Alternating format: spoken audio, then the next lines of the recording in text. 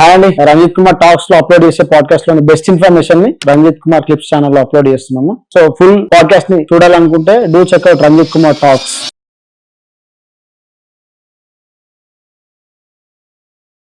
Okay sir, అంటే నేను ఒక పాడ్కాస్ట్ ఆర్ న్యూస్ సంథింగ్ చూసిన, newly new parents 40 days of sleep loss అవుతారని చెప్పి చూసిన సార్. నిజమేనా సార్?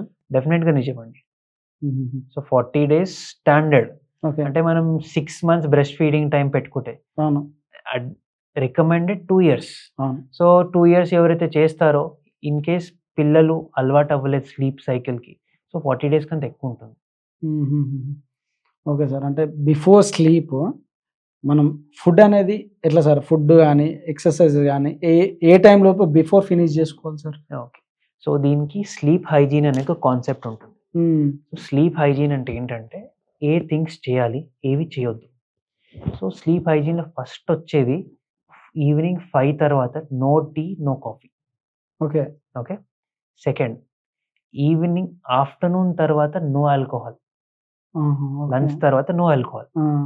నెక్స్ట్ ఈవినింగ్ 7 తర్వాత no rigorous workout. Rigorous workout అంటే హార్ట్ రేట్ హైగా తీసుకెళ్ళడం, హై ఇంటెన్సిటీ వర్కౌట్స్ అంటారు, అవి రిగరస్గా చేయొద్దు.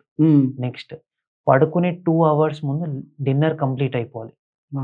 ఆ తర్వాత ఈవినింగ్ 7 అవ్వగానే ఇంట్లో లైట్స్ డిమ్ చేయడం స్టార్ట్ చేయాలి. నెక్స్ట్ పడుకునే 2 hours ముందు నో స్క్రీన్స్. ఈ మధ్య స్క్రీన్ అంటే ఒట్టి ఫోన్, ట్యాబ్లెట్, ల్యాప్టాప్ అని, టీవీ అని మర్చిపోతారు. టీవీ కూడా సేమ్. సో స్క్రీన్ టైం ఉండొద్దు పడుకునే 2 hours ముందు. దీంతో పాటు ఈవినింగ్ అందరూ ఒక వామ్ వాటర్ బాత్, ఓకే, తిని ఒక వామ్ వాటర్ బాత్ చేసి కుదిరితే ఏదైనా లైట్ మ్యూజిక్, జస్ట్ మనకు స్లీప్కి వెళ్ళేలాగా. పిల్లలకి ఎలా చేస్తాం? లైట్స్ ఆఫ్ చేస్తాం, సౌండ్ తగ్గిస్తాం. పెద్దవాళ్ళలో కూడా సేమ్. సో దీంతో పాటు ఈవినింగ్ అవ్వగానే నో ఆర్గ్యుమెంట్స్ ఆర్ న్యూస్ చూడడం. ఇప్పుడు మన న్యూస్ ఏంటి? మ్యాటర్ ఉండదు, మసాలా క్రియేట్ చేసి హైప్ చేసి చెప్తూనే ఉంటారు. అంటే ఫ్రంట్ పర్సన్కి ఒక టెన్షన్ క్రియేట్ చేయడం, అంటే ఒక పానిక్ క్రియేట్ చేసి వ్యూవర్షిప్ ఇంక్రీజ్ చేసుకునే న్యూసే ఉంటుంది తప్ప క్వాలిటీ ఉండదు. సో అలాంటి న్యూస్ చూసి స్ట్రెస్ తీసుకొని, అదేం మన ఇంట్లో అవ్వట్లేదు, దాని గురించి ఆలోచించి మన స్లీప్ స్పాయిల్ అవుతుంది. నెక్స్ట్ ఇంట్లో ఆర్గ్యుమెంట్స్ పెట్టుకోకపోవడం. ఓకే, చెప్పినంత మాత్రాన ఆర్గ్యుమెంట్స్ అవ్వకుండా ఉండవు, బట్ మినిమైజ్ చేసుకోవాలి. సో ఇలాంటి మొత్తం స్లీప్ హైజీన్ టెక్నిక్స్ అంటారు. ఇది పాటిస్తే స్లీప్ అనేది డెఫినెట్గా ఇంప్రూవ్ అవుతుంది. అంటే మనం పడుకున్నప్పుడు జనరల్గా మన ఇంట్లో వాళ్ళు కానీ రిలేటివ్స్ కానీ స్నోరింగ్ అంటే గురక అవి చేస్తూ ఉంటారు సార్. సో దానివల్ల మనకేమైనా స్లీప్ సైకిల్కి ఎఫెక్ట్ అవుతుందా? సో ఫస్ట్ మిస్కన్సెప్షన్ ఏంటంటే snoring equal to good sleep అనేది. ఓకే, గురక పెట్టి పడుకుంటున్నారంటే వాడు బాగా నిద్రపోతున్నారు అనేది ఒకటి ఇండియన్ సొసైటీలో. అది అస్సలకి కాదు. స్నోరింగ్ ఎంత తక్కువ చేసినా, కొంచెం చేసినా bad. Okay, snoring is always bad. ఎప్పుడో ఒకసారి అవుతుంది, చాలా టైర్డ్ ఉన్నారు అట్లంటే okay. Regular habitual snoring is always bad. So గురక పెడుతున్నప్పుడు ఏంటి కాన్సెప్ట్ ఉంటుంది, ఆబ్స్ట్రక్టివ్ స్లీప్ యాప్నియా. అది ఎక్స్ట్రీమ్. అది యూజువల్గా స్నోరింగ్తో స్టార్ట్ అవుతుంది. అందరిలో ఉంటుందని కాదు, స్నోరింగ్ నుంచి స్టార్ట్ అవుతుంది. సో స్నోరింగ్ వల్ల ఏమవుతుంటుంది? స్నోరింగ్ అయినప్పుడల్లా బాడీ ఒక స్ట్రెస్ కండిషన్లో పోతుంది. ఎందుకు? స్నోరింగ్ అయినప్పుడల్లా మన టంగ్ అనేది వెనుక పడడం కానీ, మన బ్రీతింగ్ ట్యూబ్ దగ్గర బ్లాక్ అవ్వడం కానీ, ఆర్ ఇది మన నోస్ బ్లాక్స్ ఉంటాయి కొంతమందికి చెస్టే మూవ్ అవ్వదు. సో ఇవన్నీ ఒబ్స్ట్రక్టివ్ స్లీప్ యాప్నియా లీడ్ చేస్తాయి. సో సింపుల్గా ఒబ్స్ట్రక్షన్ అంటే బ్లాక్, స్లీప్ అంటే నిద్ర, యాప్నియా అంటే breathing stop. So severe snoring ఉన్న వాళ్ళకి యూజువల్గా బ్రీతింగ్ స్టాప్ అవుతుంది. నార్మల్గా ఏంటి? స్నోరింగ్ చేస్తూ చేస్తూ ఒక పాయింట్ సైలెంట్ అయిపోతారు. నార్మల్ పర్సెప్షన్ ఏంటి? స్నోరింగ్ చేస్తున్నారు కదా, ఆగిపోయారు, ఓకే బాగా నిద్రపోతున్నాడు అని. బట్ ఆ టైంలో వాళ్ళ బాడీకి ఆక్సిజన్ అందట్లేదు. సో అది apnea, stopping of breathing. So అది చాలా dangerous time. So breathing stop అయితే ఏం ప్రాబ్లం అవుతుంది? బ్రీతింగ్ స్టాప్ అయింది అంటే బయట నుంచి ఎవరో గొంతు పిసుకుతున్నట్టే మీది. బ్లడ్లో ఆక్సిజన్ కలవట్లేదు, బయటికి కార్బన్ డైఆక్సైడ్ రావట్లేదు. సో ఇది మన బాడీ స్ట్రెస్ కండిషన్కి వెళ్తుంది. స్ట్రెస్లో వెళ్ళగానే ఏమవుతుంటుంది? బాడీలో స్ట్రెస్ హార్మోన్ ఉంటుంది, కార్టిసాల్. కార్టిసాల్ అనేది మన బాడీలో ఇన్హెరెంట్ స్టెరాయిడ్ హార్మోన్. ప్లస్ స్ట్రెస్లో ఉన్నప్పుడు స్ట్రెస్ హార్మోన్స్ ఇంకా అడ్రినాలిన్ ఉంటుంది, అది రిలీజ్ అవుతుంది. స్ట్రెస్ హార్మోన్ వల్ల ఏమవుతుంది? మనకు వెయిట్ గెయిన్ ఇంక్రీజ్ అవుతుంది, వెయిట్ గెయిన్ అయినప్పుడు మనకు డయాబెటీస్ వస్తుంది. అడ్రినలిన్ ఏం చేస్తుంది? హార్ట్ రేట్ ఎక్కువ పెంచుతుంది. సో క్రానిక్‌గా అడ్రినలిన్ ఎక్కువ ఉండి బీపీ వస్తది. సో బీపీ వల్ల లాంగ్ టర్మ్ బీపీ అంటే హార్ట్ ఇష్యూస్ ఎలాగో వస్తాయి. బీపీ ఎక్కువ ఉన్నందుకు కొంతమందికి పారాలిసిస్, నిద్రలో పారాలిసిస్ కూడా వస్తది. అందుకే మీరు నోటీస్ చేశారో లేదో చాలామంది నిద్రలో చనిపోవడం కానీ, లేకుంటే నిద్ర లేస్తూ పారాలిసిస్ అవుతారు. ఇది మేజర్ రీజన్. వాళ్ళకి 90% మెంబర్స్‌కి స్నోరింగో, ఓఎస్ఏనో, అబ్స్ట్రక్టివ్ స్లీప్ యాప్నియా ప్రాబ్లమ్ డెఫినిట్‌గా ఉంటుంది. Okay sir. అంటే పారాలిసిస్ అని చెప్పారు. అంటే స్లీప్‌లో కూడా స్లీప్ పారాలిసిస్ అని ఉంటదని విన్నా సార్. అసలు స్లీప్ పారాలిసిస్ అంటే ఏంటి సార్? సో స్లీప్ పారాలిసిస్‌కి మన స్నోరింగ్‌కి సంబంధం లేదు ఫస్ట్ థింగ్. స్లీప్ పారాలిసిస్ ఏంటంటే మన బాడీ మూవ్ అవ్వట్లేదు. బట్ మైండ్ యాక్టివ్ ఉన్నది, ఆ పర్సన్ చూడగలుగుతున్నాడు బయటికి. సో అది sleep paralysis. So sleep paralysis చేయడానికి కూడా కొన్ని మెథడ్స్ ఉంటాయి. అంటే మీరు నేను కూడా చేయొచ్చు. బట్ కొంచెం ప్రాక్టీస్‌తోని. ఓకే. నార్మల్‌గా ఏం చేస్తారు? కదలకుండా ఒక 15-20 మినిట్స్ ఉన్నారనుకోండి. మన మైండ్ ఏమనుకుంటది? బాడీ నిద్రపోతుంది అనుకుంటది. అప్పుడు ఏం చేస్తాం? మన మజిల్స్‌కి ఆ నర్వ్ ఇంపల్స్ అనేది స్టాప్ చేస్తది. బట్ మన మైండ్ యాక్టివ్ ఉన్నది. ఐస్ మూవ్ అవుతున్నాయి. మనం ఆ పాయింట్‌లో కదలలేము. సో అది స్లీప్ పారాలిసిస్. అంటే అసలు ఎందుకు జరుగుతుంది సార్ అట్లా? అంటే కనెక్షన్ కోఆర్డినేషన్ ఇష్యూస్ అనొచ్చు. మన బాడీ ఇంకా మైండ్ వల్ల. అంతేకాని పెద్ద జబ్బేం కాదది. ఓకే. అంటే ఇప్పుడు నిద్రలో మాట్లాడతారు సార్ జనరల్‌గా. మాట్లాడతారు, అరుస్తారు, లేకపోతే కొంతమంది మూవీలో చూస్తా ఉంటాం. నడుస్తారని చెప్పి కూడా చూపిస్తారు. అసలేంటి సార్ నిజంగా ఏం జరుగుతది ఆ టైంలో అసలు? సో స్లీప్ వాకింగ్ యూజువల్‌గా ఏంటంటే మన మైండ్ అనుకుంటది లేచే టైం అయిందని. బాడీ ఇంకా నిద్రలోనే ఉంటది.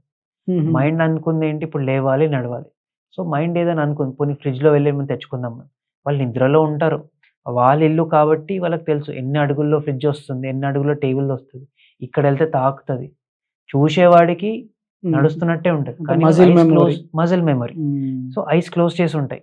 వాళ్ళు అనుకుంటారు, చేస్తారు, వెళ్తారు. బట్ ఎక్కడ డేంజరస్ అంటే కొంతమందికి ఈవెన్ బయటికెళ్ళాలనిపిస్తది. వాళ్ళు డోర్ ఓపెన్ చేసుకుంటారు, ఇంకా వెళ్ళిపోతారు. సో అదే సిట్యుయేషన్ ఇన్‌కేస్ రోడ్ పైన వెళ్లారనుకోండి యాక్సిడెంట్స్ అవుతాయి. కొంతమంది అలానే వెళ్లి తప్పిపోతుంటారు. ఇప్పుడు ఇలాంటి సిమిలర్ కాన్సెప్ట్ మనం మూవీస్‌లో చూస్తాం. అల్జైమర్స్ అంటారు. యూజువల్‌గా పెద్దవాళ్ళు తప్పిపోతుంటారు. అవును. దానికి దీనికి అది మెమరీ లాస్ వల్ల అవుతుంటది. ఇది వీళ్ళు తెలియకుండా చేస్తుంటారు. సో దీనికి ట్రీట్మెంట్ ఉంటదా అంటే ఫస్ట్ కాజ్ ఉంటాయి కొన్ని. సో కొన్ని ట్రీటబుల్ ఉంటాయి. కొన్ని ట్రీట్మెంట్ ఉండదు. ట్రీట్మెంట్ ఉండని వాళ్ళకి ఏం చేస్తారంటే యూజువల్‌గా సేఫ్ ఎన్వైర్న్‌మెంట్‌లో పెడతారు.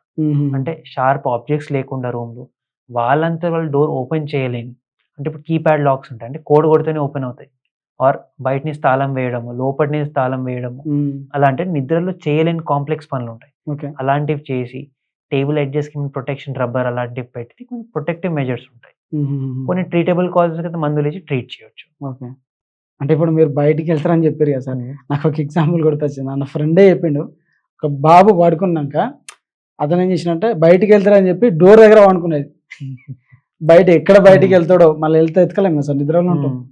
అట్లా అదొక ఎగ్జాంపుల్ నాకు గుర్తొచ్చింది మీరు మాట్లాడుతుంటే.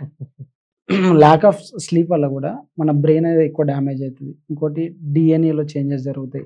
ఎర్లీ ఏజింగ్ అనేది జరుగుతాయి అని చెప్పి చూసిన సార్. అసలు అది ఎంతవరకు నిజం సార్?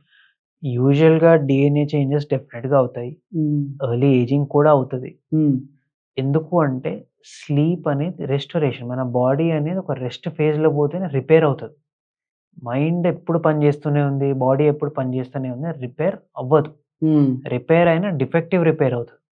డిఫెక్టివ్ రిపేర్ అంటే ఆ సెల్స్ అనేది మళ్ళీ నార్మల్‌గా కావాలి. సో నార్మల్ అవ్వాలంటే మన డీఎన్ఏ నుంచి ప్రోటీన్స్ ఫార్మ్ అయితాయి. ఎంఆర్ఎన్ఏ అని ఒక సబ్స్టెన్స్ ఫార్మ్ అయ్యి ఎంఆర్ఎన్ఏ నుంచి ప్రోటీన్స్ ఫార్మ్ అయ్యి రిపేర్ చేసేస్తది. సో ఈ ప్రాసెస్‌లో డిఫెక్ట్ అయిందనుకోండి, ఆ ప్రోటీన్స్ అనేటివి రాంగ్ ఉంటాయి. సో సెల్ అనేది అంత హెల్తీగా ఉండదు. So over span of time ఇదే డిఫెక్టివ్ డీఎన్ఏ మల్టిప్లై అయ్యి మన సెల్స్ అనేటివి ఏదైతే విగర్ అంటారో అది తగ్గిపోతది. సో దీనివల్ల ఏజ్డ్ కొట్టడము, ప్లస్ దీంతో పాటు డీఎన్ఏ డిఫెక్ట్స్ రాగానే కొంతమందికి స్టమక్ ఇష్యూస్ వస్తాయి. మైండ్ ఇష్యూస్ వస్తాయి. ఎందుకు? మైండ్‌కి నిద్ర అవసరం కనెక్షన్స్ ఫార్మ్ చేయడానికి. సో ఫార్మ్ చేయలేని పరిస్థితిలో మెమరీ వీక్ ఉంటది. ఇంకా సివియర్ అయితే ఏమైతది? నెక్స్ట్ డేకి నిద్ర లేకపోవడం వల్ల ఇండియాలో స్టాటిస్టిక్స్ ఉంది. 40% of highway accidents are because of sleeplessness. అంటే నిద్ర లేకపోవడం వల్ల యాక్సిడెంట్స్ అవుతున్నాయి. సో ఏమవుతుంది, ఆ నిద్ర లేకపోవడం వల్ల రిఫ్లెక్సెస్ స్లో అవుతున్నాయి. అంటే ముంగటి నుంచి వెహికల్ వస్తుంది, ఇమ్మీడియేట్ టర్న్ చేయాలి వేరే సైడ్. నీ మైండ్ అంత ఫాస్ట్ ప్రాసెస్ చేయలేకపోతుంది. ప్లస్ కొంతమందికి స్టీరింగ్ వీల్ పైనే పడుకుంటారు. అంత సివియర్ ఇష్యూస్ ఉంటాయి. స్లీప్ వల్ల మన ఏజింగ్ డిఫెక్ట్స్, యాంటీ ఏజింగ్, ఇప్పుడు చాలా నడుస్తుంది యాంటీ ఏజింగ్ అని. అవును. దాంట్లో వాళ్ళు చెప్పేది మేజర్ థింగ్ స్లీప్. అవును. ఇప్పుడు ఆ మందులు పనిచేస్తాయా లేవా, marketing gimmick, mostly marketing gimmick. But చెప్పే ఒక్క ఇంపార్టెంట్ పాయింట్ ఏంటంటే స్లీప్ ఈజ్ ఇంపార్టెంట్. ఓకే. అంటే స్లీప్ గురించి మాట్లాడుతున్నాం కదా సార్. ఈ ల్యాక్ ఆఫ్ స్లీప్ వల్ల మెంటల్ డిసార్డర్స్ అంటే యాంగ్జైటీ గానీ, డిప్రెషన్స్ గానీ, ఇవన్నీ ఎక్కువైతున్నాయని జెప్పి చూషినా సార్. అసలు ఎందుకైతే అట్లా అయితున్నాయి సార్? ఎందుకు అట్లా? సో ఎనీ సైకియాట్రిక్ ప్రాబ్లమ్ మనకు 4 మేజర్ హార్మోన్స్ వల్ల ఇంబాలెన్స్ వల్ల అవుతుంది. సో హార్మోన్స్ ఫార్మ్ అవ్వాలంటే సెల్స్ కరెక్ట్ ఉండాలి. అవును. మనకి స్లీప్ లేనందుకు ఒక డిఫెక్టివ్ సెల్స్ ఉంటాయి. డిఫెక్టివ్ హార్మోన్స్ వస్తాయి. నెక్స్ట్ ఈ ఇంబాలెన్స్ వల్ల మళ్ళీ ట్రిగర్ అవుతుంది. ఆల్మోస్ట్ ఇందాక చెప్పినట్టు ఒక సైకిల్ అది. స్లీప్ లేనందుకు చాలాసేపు మేలుకుంటారు. ఇప్పుడు సింపుల్‌గా చెప్తాను. ఒక పర్సన్ నైట్ 12:00 ఇన్‌స్టాగ్రామ్ పైన ఉన్నాడు. ఏముందో రీల్ చూసిండు. వానిది చూసి వాని లైఫ్ బాగుంది గదా! నా లైఫ్ ఎలా ఉంది అని ఒక ఫీలింగ్ స్టార్ట్ అయితది వాడికి. అది చూసి వాడు ఆ రీల్ చూసారు కాబట్టి ఇంకో 10 మంది అలాంటి రీలే చూపిస్తది ఇన్‌స్టాగ్రామ్. సో వాడికి లోపల ఒక యాంగ్జైటీ. ఒక పాయింట్ తర్వాత డైలీ చూసి ఒక వాడు డౌన్ అయిపోతాడు. ఒక డిప్రెషన్ వస్తది.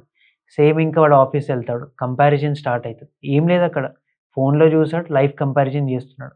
సో స్లీప్ లేనందుకు ఇవన్నీ కూడా స్టార్ట్ అవుతున్నాయి.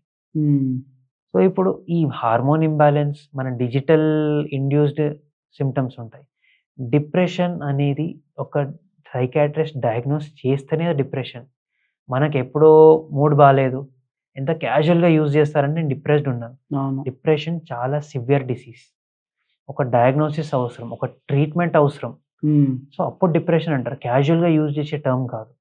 ఇంకా డిప్రెషన్‌ది ఒక డౌన్ సైడ్ ఏంటంటే, ఇప్పుడు చాలామంది డిప్రెస్డ్ పర్సన్స్ సూసైడ్ చేసుకుంటారు. అవును.